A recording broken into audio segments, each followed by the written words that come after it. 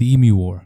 In late 1932, the Australian government invested in a military operation to fight birds. The location was the Campion district of Western Australia. The enemy was a mob of 20,000 emu.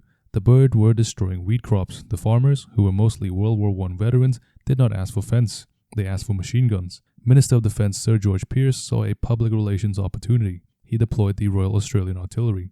The asset allocations was specific. Major G.P.W. Meredith led the charge. He brought Surgeon S. McMurray, Gunner J. O'Halloran, and 2 Lewis automatic machine guns. They were allocated 10,000 rounds of ammunition. Meredith expected a slaughter. He forgot to account for the tactical competence of the enemy. On November 2nd, the first engagement occurred. The soldiers sighted 50 emus. The birds immediately split into small guerrilla groups. They ran in every direction at 50 kilometers per hour. The machine guns could not track them. The result was a waste of bullets. On November 4th, Meredith tried an ambush. He waited for 1,000 emus near a dam. He opened fire. The guns jammed after 12 rounds. The operation was a fiscal disaster. On November 8th, the government withdrew the personnel. The final audit was embarrassing. The unit expended 9,860 rounds of ammunition.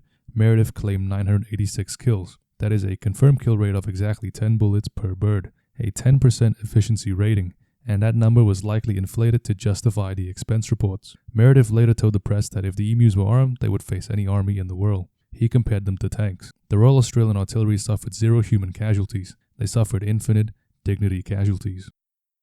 The Pig War. In 1959, an American farmer named Lyman Cutlass shot a pig on San Juan Island.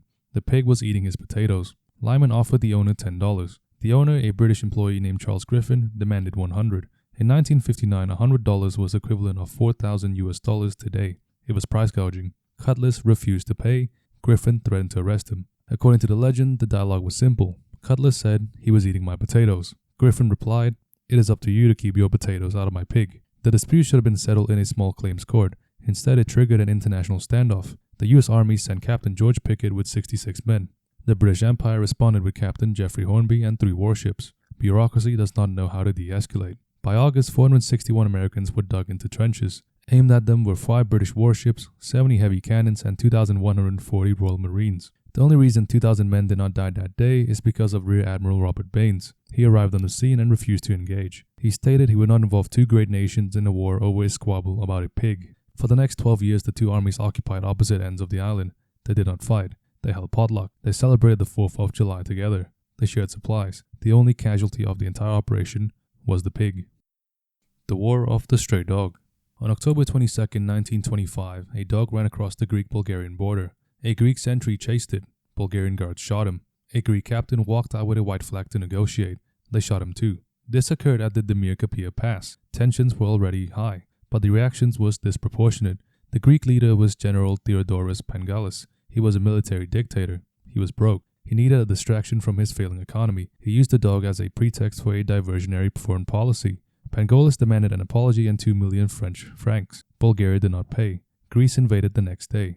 They occupied the town of Petrich. They shelled villages. Bulgaria appealed to the League of Nations. The League ordered a ceasefire. They audited the conflict. Greece was deemed the aggressor. The cost of chasing the dog was high. Approximately 50 people died. Greece was fined £45,000 in indemnities. General Pangalis spent a fortune he didn't have to fight a war he couldn't win because a sentry forgot to use a leash. The Pastry War.